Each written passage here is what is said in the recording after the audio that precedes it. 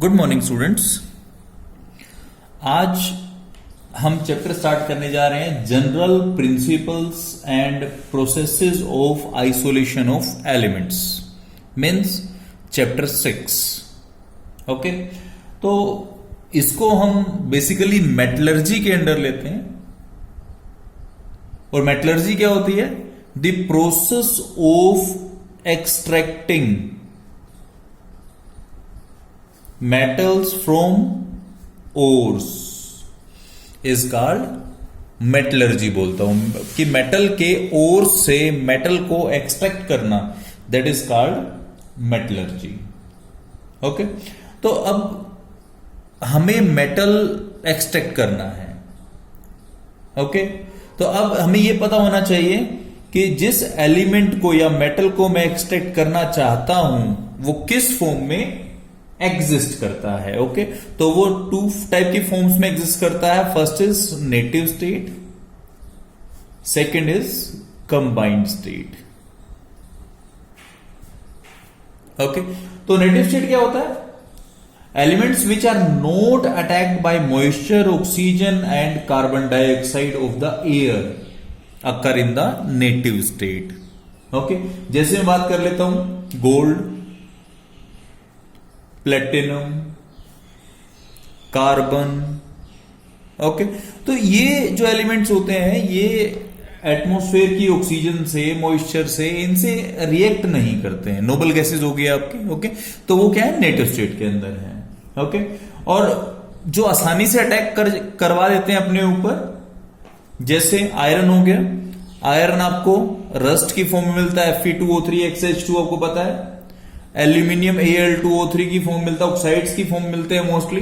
Okay, कुछ sulphides की form में मिलते हैं, कुछ हैलाइड्स की फॉर्म में मिलते हैं। Okay, those elements are in combined state. Okay, mostly oxides मिलते हैं। ओके, उसके बाद जो एलिमेंट्स हैं, या स्पेसिफिकली क्योंकि यहां मैंने डील करना है मेटल्स के साथ में, तो मेटल जो एग्जिस्ट करते हैं वो मोस्टली कंबाइंड स्टेट में एग्जिस्ट करते हैं।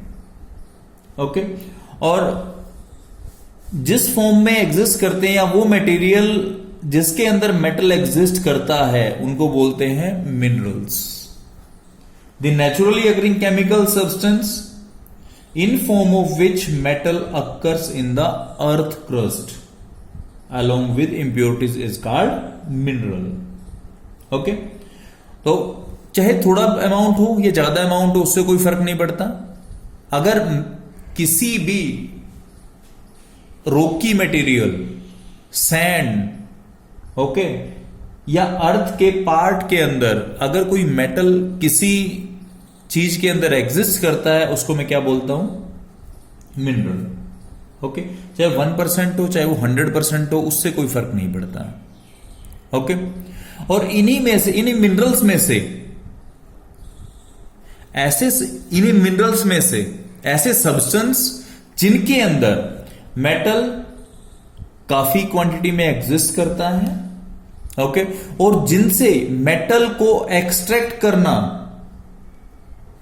इजी है, बेनिफिशियल है, प्रॉफिटेबल है,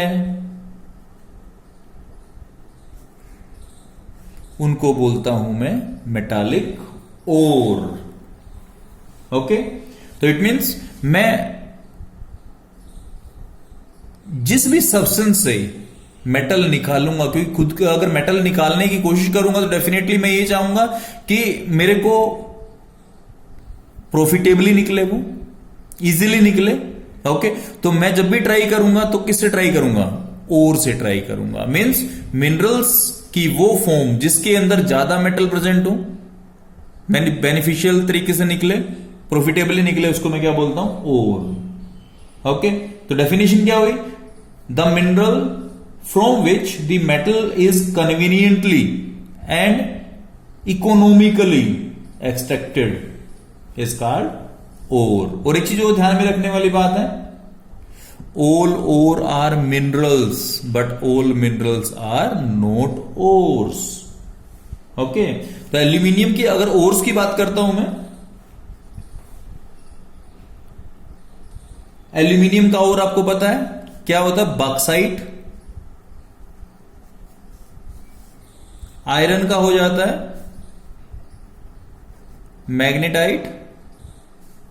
ओके, या दूसरा जो होता है हेमेटाइट होता है।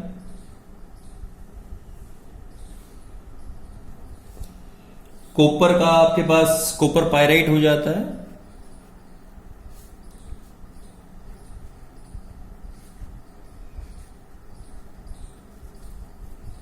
ओके, तो ये आपके पास ओर्स हैं। ये सारे मिनरल्स तो हैं ही, ये बात माइंड में रखने वाली बात है, ये सब मिनरल्स हैं, बट इनकी एक स्पेसिफिक कैटेगरी है जहां से मेटल को मैं आसानी से निकाल सकता हूं, उसको मैं क्या बोलता हूं? ओर्स बोलता हूं।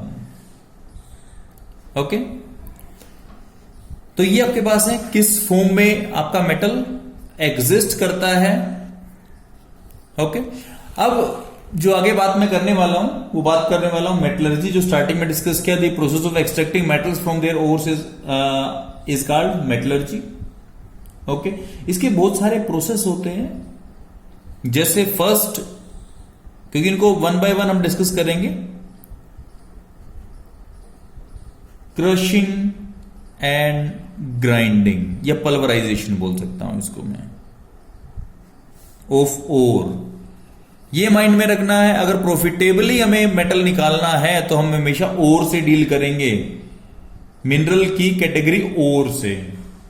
ओके, तो फर्स्ट आपके पास ये जनरल मेथड डिस्कस करने वाले हैं। ओके, फिर इसके बाद जब हम स्पेसिफिक मेटल के लिए जाएंगे तब इनको ब्रीफली कर लेंगे, अब डिटेल में कर लेंगे। ओके, तो जो आपको मेटल मिलता है, क्योंकि माइन से निकलता है, तो वो आपको मिलता है किस फॉर्म में? बिग लम्प्स, बहुत बड़ी बड़ी रॉक्स होती हैं जिससे आपको ये मेटल मिलता है। ओके, तो अब हमें क्या करना पड़ा? इन बिग लम्प्स को ब्रेक करना पड़ेगा, किस में? स्मॉल पीसेस में। ठीक है, और ये सारा काम जो करते हैं वो करते हैं हम किससे? क्रशर से या ग्राइंडर से। ओके, इस प्रोसेस को कहते हैं हम क्रशिंग। अब ये छोटे छोटे पीस हैं, इनको क्या करना हमने? हम इनको पाउडर्ड फॉर्म में कन्वर्ट करेंगे। और ये कहां से होता है? बॉल मिल से या स्टैंप मिल से।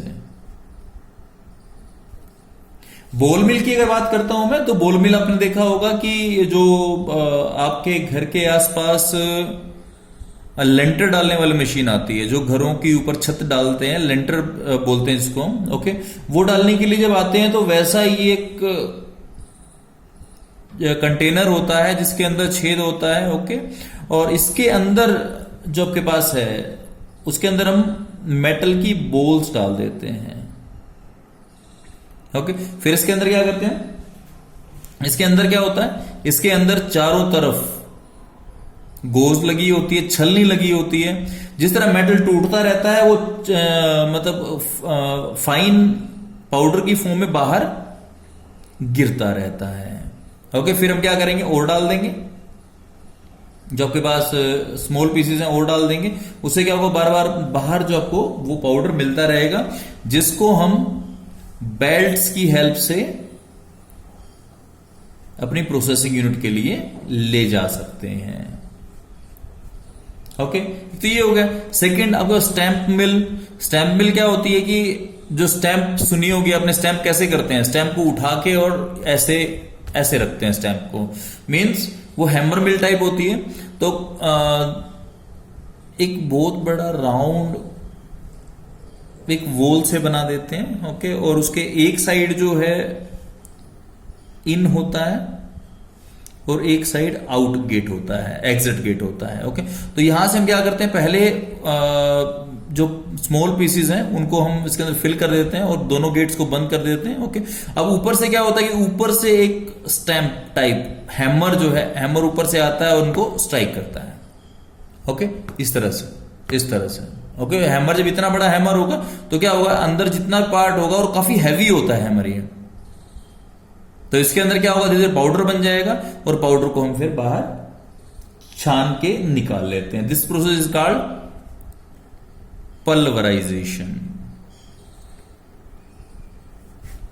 ओके, तो क्रशिंग, ग्राइंडिंग एंड पल्वराइजेशन, ये फर्स्ट प्रोसेस हमारा कंप्लीट हो जाता है। ओके, अब सेकंड की बात करते हैं। दिस इज कंसंट्रेशन और बेनिफेक्शन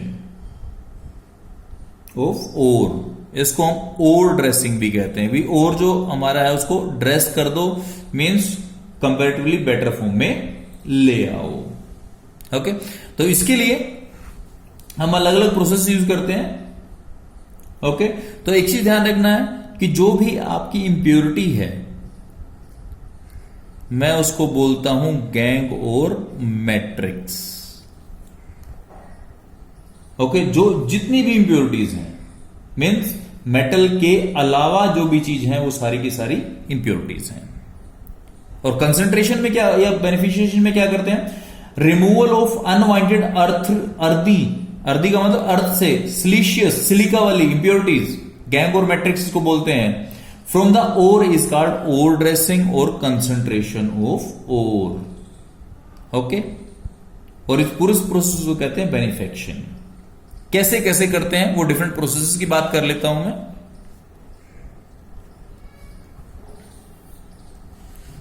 फर्स्ट है मेरे पास इसी में हैंड पिकिंग। जनरली मेरे को पता है कि जो ओर है, जहां जितना ज्यादा मेटल जिस पार्ट में मिलता है वो थोड़ा सा कलर में डार्क होता है। ओके, और उसको मीन्स उन्हीं मेटल्स के लिए हैंड पिकिंग की जा सकती है जिसमें डिफरेंशिएशन हो। ओके, नेकेड आई से डिफरेंशिएट कर सकें। तो हम क्या करते हैं, जो ऐसे पीसेस जो मेटल के लिए हैं उनको अलग कर लेते हैं, और जिसमें मेटल नहीं होता या कम होता है उसको अलग कर देते हैं। ओके, काफी कॉस्टली मेथड पड़ता है क्योंकि जो हैंड पिकिंग है, जो मैनुअल है सारा का सारा, और लेबर की कॉस्ट काफी ज्यादा पड़ जाती है। ओके, और मुश्किल भी होता है। ओके, तो आजकल इसको हम ज्यादा यूज नहीं करते। ओके, सेकंड जो मेरे पास है वो है लेविगेशन या ग्रेविटी सेपरेशन ही बोल सकता हूं इसको मैं।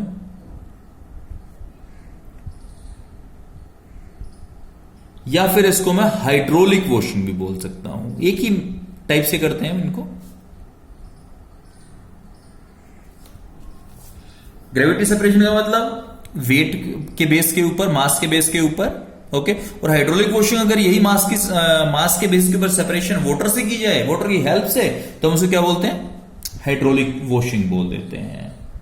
ओके, और लेविगेशन की तो डेफिनेशन सीधी ये है कि the process by which lighter earthy impurities are freed from heavier ores, that is called levigation.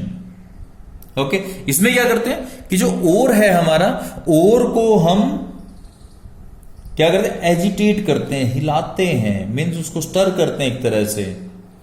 ठीक है, जिसमें और उसमें होता क्या है कि हम नीचे से पानी जो है वो पास ऑन करते हैं। ओके, मीन्स अगर डायग्राम की बात करूं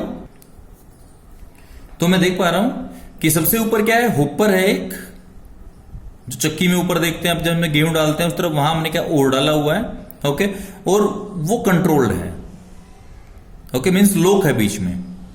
इसी तरह वाटर डाल दिया मैंने, ये कंटेनर है, ये स्टरर है मेरे पास, और ये वाटर है जिसमें ओर मैंने डाल रहा हूं, धीरे धीरे ओर डाल रहा हूं। ओके, पाउडर्ड ओर जिसकी बात कर रहा हूं। और यहां से वाटर इनलेट है, मीन्स वाटर प्रेशर से यहां अंदर की तरफ ऐसे जा रहा है और बाहर की तरफ निकल रहा है। ओके, तो अब क्या होगा? मैंने ओर ऊपर से डाला, पाउडर्ड ओर था, स्टरर ने क्या किया? मिक्स कर दिया उसको, और मैंने क्या किया? यहां से वाटर प्रेशर से बाहर निकाल दिया, सॉरी इसके अंदर डाल दिया। डालने के बाद क्या होगा कि जो हैवियर पार्टिकल्स होंगे वाटर के फ्लो के साथ में क्या होगा? स्टर हो रहा है। ओके, स्टर हो रहा है, इट मींस क्या होगा? जो लाइटर पार्टिकल है वो ऊपर चले जाएंगे और हैवियर पार्टिकल तो नीचे सेटल होते चले जाएंगे। ओके, और सेटल होके क्या होगा? नीचे की तरफ बॉटम के ऊपर हैवियर पार्टिकल जो जनरली मेटल्स होते हैं, ओके, वो इकट्ठे हो जाते हैं। और मैं यहां से जो एग्जिट गेट के थ्रू मैं क्या करता हूं? उनको बार बार निकालता रहता हूं। ओके, तो इस तरह मैं क्या करता हूं? कि वाटर के साथ में, इसको हाइड्रोलिक वॉशिंग भी बोलता हूं मैं, तो वाटर की हेल्प से कर रहा हूं। सेकंड थिंग, लेविगेशन भी बोल सकता हूं। रीजन क्या है कि जो आपका लाइटर पार्टिकल्स को मैं ऊपर ले जा रहा हूं और हैवियर पार्टिकल सेटल डाउन होते जा रहे हैं। ओके, तो ये आपके पास क्या है, हाइड्रोलिक वॉशिंग बोल दूं इसको मैं, या ग्रेविटी सेपरेशन भी बोल सकता हूं। ओके, तो इसमें ये मेथड यूज किसके लिए होता है, जहां ore particles are heavier than the earthy और rocky gangue particles. Okay, the oxide ore such as those of iron, tin and native ores, जैसे आपके पास गोल्ड हो गया, सिल्वर हो गया, ठीक है, को जनरली मैं इस मेथड से क्या करता हूं, सेपरेट करता हूं। ओके, सेपरेट तो नहीं करता, कंसंट्रेट करता हूं। ओके, और इसी तरह से एक मेथड और है मेरे पास जिसको मैं बोलता हूं विल्फले टेबल मेथड। ओके, तो मैं क्या करता हूं, यहां पे ओर रख देता हूं।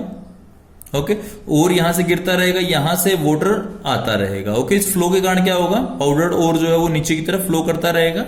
ओके, और फ्लो करते हुए क्या होगा, देखिए यहां से जब जब ये पाउडर्ड ओर यहां पहुंचेगा तो धीरे धीरे इसमें क्या होगा, फिल होना शुरू हो जाएगा। ओके, फिल होने के बाद क्या होगा, जब वाटर प्रेशर से आएगा तो क्या होगा, इनमें से लाइटर पार्टिकल्स नीचे फ्लो कर जाएंगे। ओके, मींस क्या होगा, नीचे की तरफ हैवियर पार्टिकल जो है, हैवियर पार्ट है वो क्या इसमें फंसता रहेगा, मींस होल्ड हो जाएगा यहीं पे, और होल्ड हो जाएगा इट मींस कुछ टाइम बाद मैं इसको अलग कर लूंगा, लाइटर इंप्योरिटीज बाहर निकल जाएंगे। This is called Wilfley table method, और ये भी एक लेविगेशन का ही पार्ट है ये।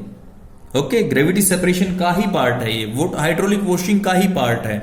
मींस किसी भी मेथड से हम इनको सेपरेट आउट कर सकते हैं। ओके, नेक्स्ट इसी में सी आता है मेरे पास, इलेक्ट्रोमैग्नेटिक सेपरेशन।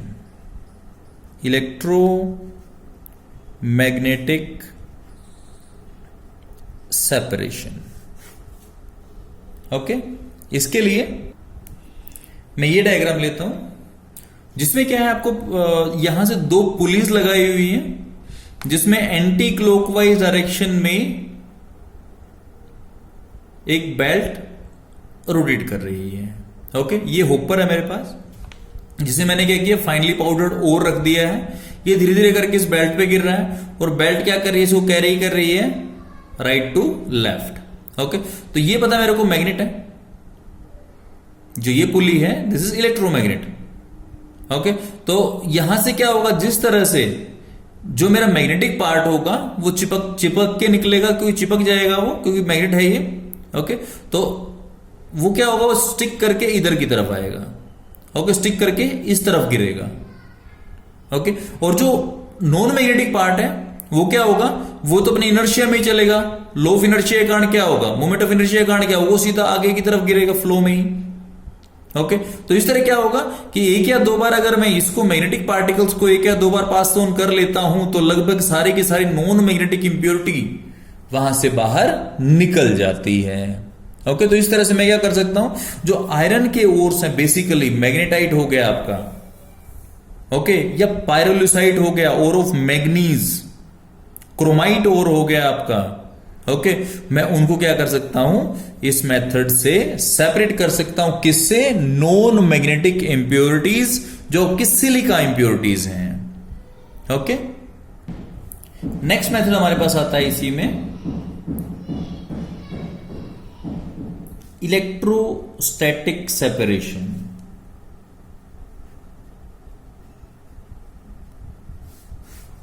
इलेक्ट्रोस्टैटिक सेपरेशन जो बेस्ड होता है वो होता है low conductor and good conductor. Okay, means मैं कह सकता हूं good conductor and poor conductor of electricity. Okay, तो इस मेथड से हम किन ओर्स को सेपरेट कर सकते हैं, ऐसे ओर्स जो गुड कंडक्टर है ऑफ इलेक्ट्रिसिटी है, किन से, जो पुअर कंडक्टर ऑफ इलेक्ट्रिसिटी है उनसे। ओके, और प्रिंसिपल क्या है इस मेथड का, जब हम इलेक्ट्रोस्टैटिक फील्ड अप्लाई करते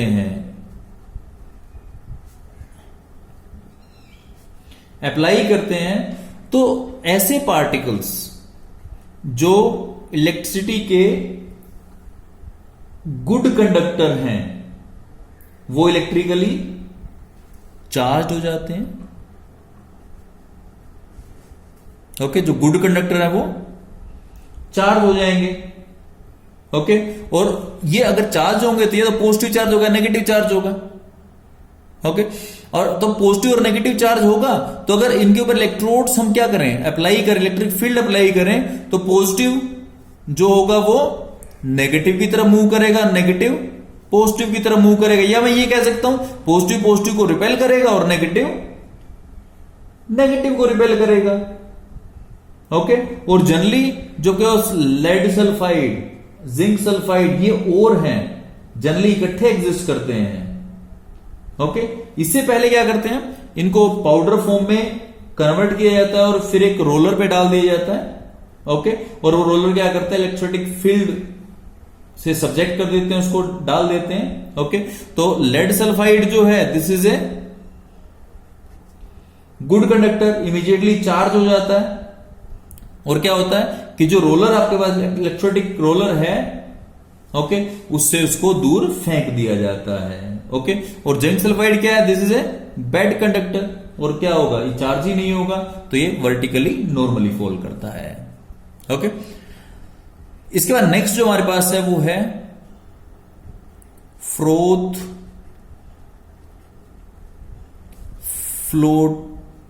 फ्लोटेशन प्रोसेस। फ्रोथ का मतलब होता है झाग, फ्लोट का मतलब तैरना, मीन्स कुछ झाग बनते हैं, फोम बनती है जो फ्लोट करती है सरफेस के ऊपर। ओके, तो अब उस मेथड का अगर मैं बात करता हूं, जनरली इस मेथड से सल्फाइड ओर्स को सेपरेट किया जाता है। ओके, जैसे आपके पास जिंक सल्फाइड हो गया, कॉपर पाइराइट हो गया, आपके पास गैलेना हो गया, लेड सल्फाइड कहते हैं। ओके, और प्रिंसिपल क्या है इस मेथड का कि सल्फाइड ओर का सरफेस ऑयल से जल्दी वेट होता है। ओके, और जो गैंग पार्टिकल्स होते हैं इसके अंदर, ये सारे ऑयल से वेट हो जाते हैं। और जो गैंग या मैट्रिक्स पार्टिकल्स हैं, these are wetted by water. Okay, इसके बेस के ऊपर हम काम करते हैं यहां। ओके, हम एक कंटेनर लेते हैं, कंटेनर के अंदर मैं क्या करता हूं, यहां मैंने वाटर लिया है। ओके, और वाटर के अंदर मैंने क्या ऐड कर दिया है, पाइन ऑयल ऐड कर दिया है। ओके, तो पाइन ऑयल क्या करेगा, पाइन ऑयल वेट करेगा किसको, सल्फाइड ओर को। ओके, सबसे पहले मैंने क्या किया कि ओर को क्रश कर दिया मैंने। ओके, उसको वाटर के अंदर ऐड करके उसका सस्पेंशन टैंक में बना दिया। ओके, और इस सस्पेंशन के अंदर मैंने अभी पाइन ऑयल बोला है आपको। ओके, पाइन ऑयल या ज़ैंथेट्स बोलता हूं मैं, इथाइल ज़ैंथेट, पोटेशियम इथाइल ज़ैंथेट या फैटी एसिड, जो भी उसके अंदर ऐड कर देता हूं मैं। ओके, और अब क्या होगा, इसके अंदर मैं डालता हूं कुछ और, जो क्रेसोल डालता हूं या एनिलीन डालता हूं, जो इसके ऊपर जो फ्रोथ बनेंगे ना, झाग बनेंगे, उनको वो स्टेबल करेगा, तो उसमें फ्रोथ स्टेबलाइजर भी बोलता हूं उसको मैं। ओके, अब सब ऐड कर दिया इसके अंदर, ये पैडल है मेरे पास जो इसको स्टर करता है। ओके, तो अब मैं क्या करूंगा, अब मैं अंडर हाई प्रेशर इस पाइप के अंदर से एयर पास करूंगा। ओके, एयर पास करूंगा तो अंदर क्या होगा, बबल्स बनेंगे। ओके, रोटेटिंग पैडल क्या करेगा, इक्वली जो होमोजेनाइज कर देगा उसको होमोजेनाइज। ओके, और साथ में मैं क्या करूंगा, जिस तरह से फ्रोथ बन जाएंगे और एक बार मैं निकाल लूंगा, तो साथ में pulp of ore plus oil यहां से डालता रहूंगा, ताकि कंटिन्यूस प्रोसेस चलता रहे, पर उसको मेरे को रोकना ना पड़े। ओके, इस प्रोसेस में क्या होता है आपका कि जो ओर पार्टिकल्स हैं, ओर पार्टिकल्स ज्यादा वेट होते हैं by oil and becomes lighter. Pine oil foam भी बनाता है। ओके, तो वो क्या लाइटर होंगे तो क्या होगा, सरफेस के ऊपर चले जाएंगे। और जो गैंग पार्टिकल्स हैं वो क्या, वो वाटर से वेट होंगे और हैवी हो जाएंगे और नीचे सेटल होने शुरू हो जाएंगे। ओके, अब जो ऊपर फ्रोथ बन रहे हैं, फ्रोथ को मैं स्किम कर लूंगा ऊपर से। ओके, और इनको क्या करता हूं, फ्रोथ को खत्म जब सेपरेट कर लूंगा तो खत्म होने देता हूं। रीजन क्या है कि कोलैप्स हो जाएंगे तो मेरे को फर्क नहीं पड़ता। ओके, और उनको ड्राई करके क्या करता हूं, मैं वहां से कंसंट्रेट और निकाल लेता हूं। ओके, इसी तरह से अगर मेरे पास इसके अंदर 2 सल्फाइड और हों, ओके, जैसे मेरे पास जो और होते हैं वो कौन से होते हैं, जो इकट्ठे अभी मैंने बात की थी, जिंक सल्फाइड और लेड सल्फाइड इकट्ठे होते हैं। ओके, तो उसमें अगर वैसा केस मेरे पास आता है कि एक ही मिक्सचर के अंदर मेरे पास लेड सल्फाइड और जिंक सल्फाइड दोनों और हैं, ओके, तो उस केस में क्या करना पड़ता है मेरे को, ये सल्फाइड और को तो मैं इकट्ठा अलग कर सकता हूं, कोई दिक्कत नहीं है, बट दोनों मिक्सचर होगा तो वहां दिक्कत आएगी मेरे को। इसके साथ क्या करता हूं, मैं एक एडिशनल रिएजेंट ऐड करता हूं इसके अंदर। वो क्या होता है, that is called depressant. Okay, that is called depressant होता है वो। और डिप्रेसेंट क्या करता है, डिप्रेसेंट एक जो पार्टिकल है आपका उसको ज्यादा वेट करवा देता है, किससे, ऑयल से, और दूसरे को वेट कम करवाता है। ओके, तो वन टाइप ऑफ सल्फाइड और पार्टिकल्स जिन्होंने फ्रोथ बनाना था वो नहीं बनाएंगे, दूसरे टाइप के बनाएंगे। ओके, और जैसे बात करता हूं एग्जांपल के लिए, सोडियम साइनाइड को ऐड करता हूं मैं लेड सल्फाइड और जिंक सल्फाइड को सेपरेट करने के लिए। ओके, क्योंकि रीजन क्या होता है कि सोडियम साइनाइड जो होता है, सोडियम साइनाइड वो क्या करता है, जिंक के साथ कॉम्प्लेक्स बना लेता है। ओके, ताकि उसके फ्रोथ ना बने, और फ्रोथ नहीं बनेंगे तो क्या होगा, मेरा लेड सल्फाइड पहले अलग हो जाएगा, बाद में उस कॉम्प्लेक्स को सेपरेट आउट करके और फिर मैं जिंक सल्फाइड को अलग कर लूंगा। ओके, तो फ्रोथ कैसे बनाता है ये देख लेते हैं। मेरे पास लेड सल्फाइड था और जिंक सल्फाइड था, यहां पे मैंने क्या किया, इसके अंदर डाल दिया क्या, NaCl, सोडियम साइनाइड। तो ये जिंक सल्फाइड से केवल रिएक्ट करेगा और इससे रिएक्ट नहीं करेगा। ओके, तो यहां से क्या बनेगा, Na2ZnCN का होल 4 प्लस में Na2S, ये बन गया मेरा सोडियम टेट्रा साइनोजिंकेट 2, ये कॉम्प्लेक्स बन गया। ओके, अब क्या है, लेड सल्फाइड फ्री है, लेड सल्फाइड क्या करेगा, वो सेपरेट आउट हो जाएगा। ओके, तो इस तरह से मैं प्रेफरेंशियल फ्रोथ फ्लोटेशन प्रोसेस भी कर सकता हूं। इसके बाद मेरे पास जनरल प्रोसेस में आता है, लास्ट है लीचिंग। ओके, इस प्रोसेस में क्या करते हैं, जो हमारा पाउडर्ड ओर है उसको हम किसी सूटेबल रिएजेंट से ट्रीट करते हैं।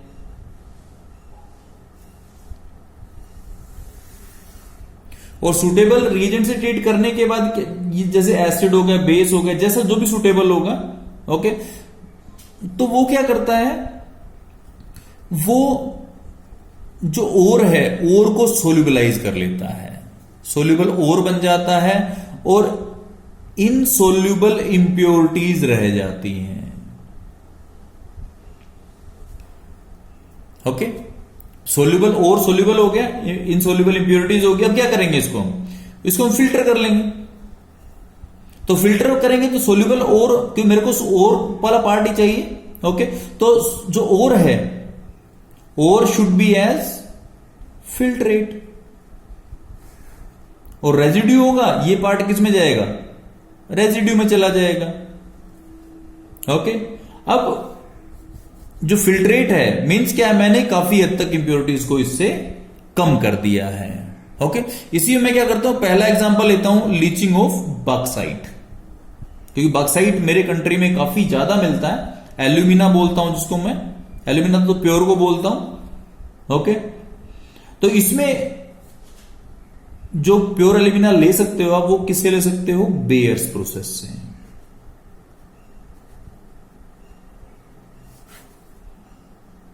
ओके, इसके और जो एल्यूमिना है, प्योर एल्यूमिना तो नहीं वो कहूंगा मैं, इसको बक्साइट ही बोलूंगा। बक्साइट के अंदर इंप्योरिटीज क्या क्या होती हैं, जैसे Fe2 3 हो गया, सिलिका हो गया, टाइटेनियम ऑक्साइड हो गया, ये इंप्योरिटीज मिलती हैं।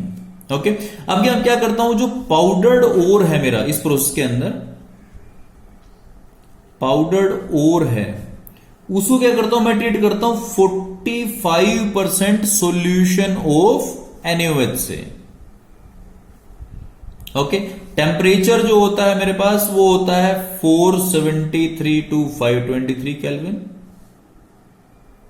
ओके, और जो मेरे पास में 200 to 250 डिग्री सेल्सियस तक और 35 to 36 बार जो है प्रेशर होता है। ओके, इस कंडीशन के अंडर क्या होता है कि आपका जो एल्यूमिना है दैट डिजोल्व्स, और क्यों डिजोल्व होता है, क्योंकि सोडियम मेटा एल्यूमिनेट बन जाता है। ओके, वो कैसे होता है देख लेते हैं। Al2O3 2H2O, ये मेरे पास क्या है, बक्साइट। ओके, बक्साइट में क्या करता हूं मैं, NaOH 45% NaOH ऐड कर देता हूं। ओके, प्लस साथ में एक्वस है, वाटर तो होगा ही। यहां पे 473 to 523 केल्विन टेम्परेचर और 35 to 36 बार प्रेशर हो जाएगा। ओके, तो यहां से क्या बनता है, सोडियम मेटा एल्यूमिनेट AlOH का होल 4, ये बन जाता है सोडियम मेटा एल्यूमिनेट। ये सिर्फ एल्यूमिनियम का बनता है। ओके, तो अब क्या होगा, अब ये चीज क्या है, ये है सोल्यूबल। ओके, और सिलिका की अगर बात करता हूं, जो मिट्टी इसके अंदर पड़ी है, वो NaOH से रिएक्ट करके क्या बनाती है, Na2SiO3, सोडियम सिलिकेट बोलता हूं, स्लैग बोलता हूं जिसको मैं, प्लस वाटर बनाती है। ओके, अब इस सॉल्यूशन को मैं क्या करता हूं, फिल्टर कर लेता हूं, जो कि ये क्या है, ये सोल्यूबल था मेरे पास और ये है इनसोल्यूबल।